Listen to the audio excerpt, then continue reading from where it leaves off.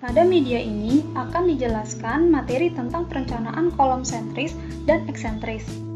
Sehingga setelah pembelajaran ini diharapkan kamu dapat merencanakan kolom dengan beban aksial sentris dan merencanakan kolom dengan beban aksial eksentris untuk baja struktural, aluminium, dan kayu. Pada materi ini akan dijelaskan rumus-rumus desain kolom yang dapat diterapkan pada kolom struktural dari baja struktural, aluminium, dan kayu. Rumus-rumus tersebut menetapkan beban izin yang dinyatakan dalam besaran kolom, seperti panjang, dimensi penampang, dan kondisi tumpuan. Apabila tegangan izin telah diketahui, maka dapat ditentukan beban izinnya dengan rumus P izin sama dengan tegangan izin kali A. Beban izin harus lebih besar daripada beban aktual, agar tegangan izinnya tidak dilampaui. Dalam mendesain sebuah kolom, prosedur yang umum dilakukan untuk mendapatkan kolom yang mampu memikul beban aksial adalah sebagai berikut. 1. Estimasikan tegangan izin.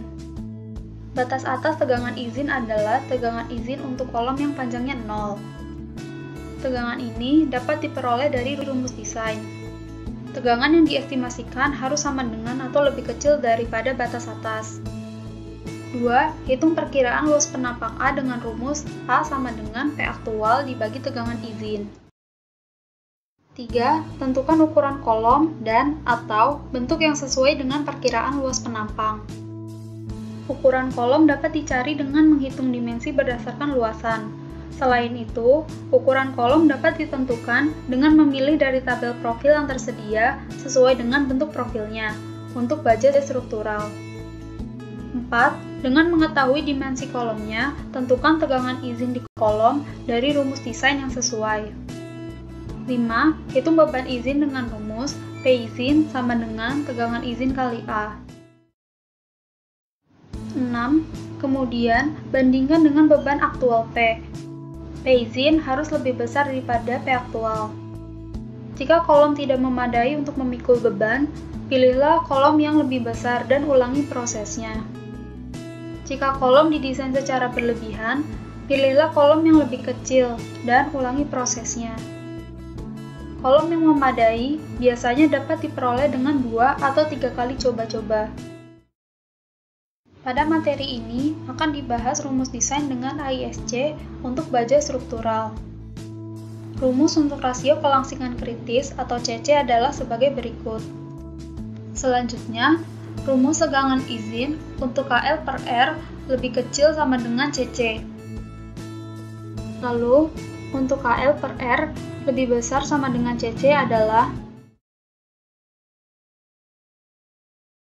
sebuah kolom baja terbuat dari profil W 10 x 60. Asumsikan bahwa kolom tersebut mempunyai tumpuan sendi dan dapat menekuk dalam arah manapun. Juga, asumsikan bahwa baja mempunyai modulus elastisitas E sama dengan 29.000 KSI dan tegangan lele sama dengan 36 KSI. Tentukan besarnya beban aksial izin pada kolom jika panjang kolom adalah 20 feet. Penyelesaian. Untuk menghitung besarnya beban aksial izin, hitung terlebih dahulu tegangan izin pada kolom. Karena kolom mempunyai tumpuan sendi di kedua ujungnya, maka faktor panjang efektif adalah 1. Kolom akan menekuk terhadap sumbu lemah, maka yang akan digunakan adalah jari-jari girasi R terkecil. Untuk mengetahui besarnya jari-jari girasi yang terkecil, dapat dilihat tabel profil baja sesuai dengan profil yang digunakan.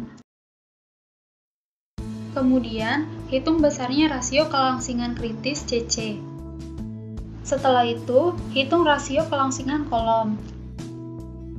Karena CC lebih besar daripada L per R, maka rumus yang dapat digunakan untuk menghitung tegangan izinnya adalah sebagai berikut.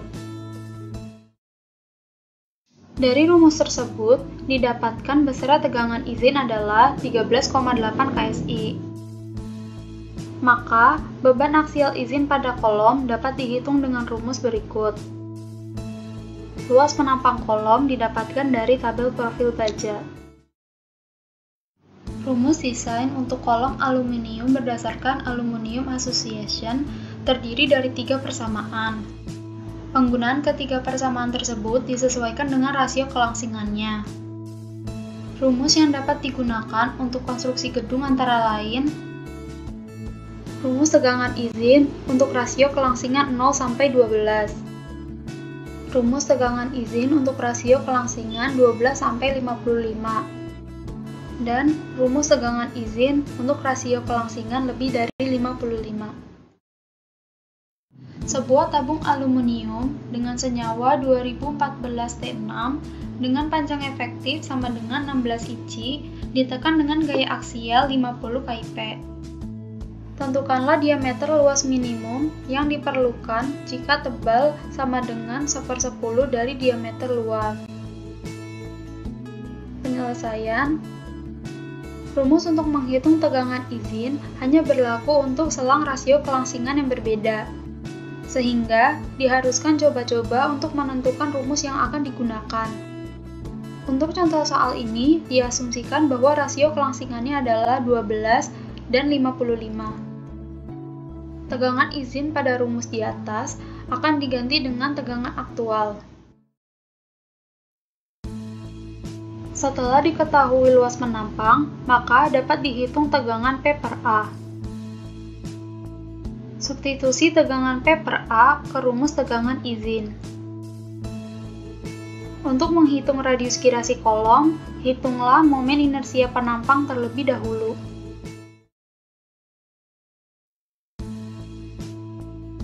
Dengan demikian, rasio kelangsingan adalah substitusikan rasio penampang ke rumus tegangan izin yang sebelumnya telah dihitung. Dengan sedikit penyusunan, akan didapatkan persamaan untuk mencari nilai D.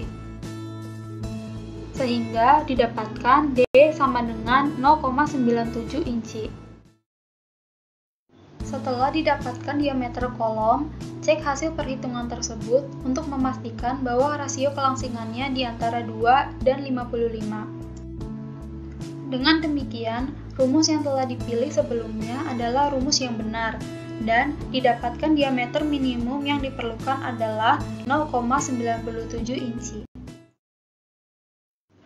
Rumus desain untuk tegangan izin pada kolom kayu persegi panjang adalah rumus untuk faktor KC adalah rumus untuk tegangan izin untuk L per D antara 0 sampai dengan 11. Rumus tegangan izin untuk L per D di antara 11 sampai dengan KC. Lalu, rumus tegangan izin untuk L per D antara KC sampai dengan 50. Sebuah tiang kayu dengan penampang persegi panjang terbuat dari batang Douglas fir. Mutu struktural Fc sama dengan 15 MPa dan modulus elastisitasnya adalah 14 GPa. Dimensi penampang adalah B sama dengan 120 mm dan H sama dengan 160 mm. Asumsikan bahwa kedua ujungnya adalah sendi. Tentukan beban aksial izin jika panjang kolom adalah 1,8 meter. Penyelesaian. Pertama, hitung rasio L per D kritis dengan rumus berikut. Setelah itu, hitung besarnya rasio L per D. Karena rasio L per D adalah 15, berarti untuk menghitung tegangan izinnya dapat digunakan rumus untuk L per D antara 11 sampai dengan KC. Kemudian, hitung besarnya tegangan izin, sehingga didapatkan tegangan izinnya adalah 13,6 MPa. Dengan mengetahui tegangan izin, maka dapat dihitung beban aksial izin. Sehingga didapat besarnya beban aksial izin adalah 261 kN. Untuk mempelajari materi kolom sentris lebih lanjut, silahkan akses link berikut. Variasi contoh soal untuk materi perencanaan kolom sentris dengan material baja struktural lainnya antara lain: pada kasus tertentu, sebuah kolom dapat menerima beban yang bekerja di ujung kolom.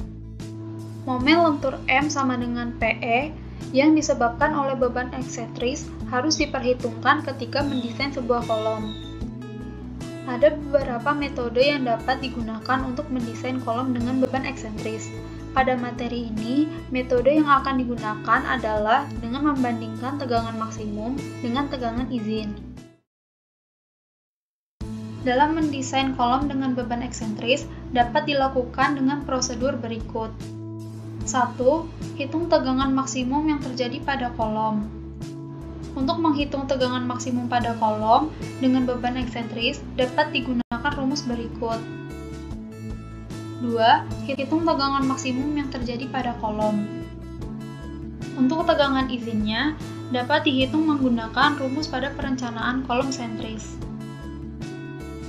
Metode ini termasuk metode yang mudah untuk diaplikasikan dan cocok untuk kolom pendek dan kolom dengan panjang menengah. Sebuah kolom yang terbuat dari aluminium dibebani oleh beban eksentris P. Tentukan besarnya P jika kolom tersebut dijepit di bagian bawah dan bebas di bagian atas. Penyelesaian: nilai K untuk kolom dengan jepit bebas adalah 2. Selanjutnya, dapat dihitung berapa besarnya rasio kelangsingan kolom. Dari perhitungan tersebut, didapatkan rasio kelangsingan lebih besar dari 55, sehingga rumus tegangan izin yang digunakan adalah tegangan izin untuk aluminium dengan rasio kelangsingan lebih besar dari 55. Selanjutnya, hitung tegangan izin kolom. Lalu, hitung besarnya tegangan maksimum kolom. Dengan mengasumsikan tegangan izin sama dengan tegangan maksimum, maka didapatkan besarnya P atau gaya aksial adalah 2,25 kIp. Untuk mempelajari lebih lanjut materi dan variasi contoh soal untuk materi kolom eksentris, silakan akses link berikut.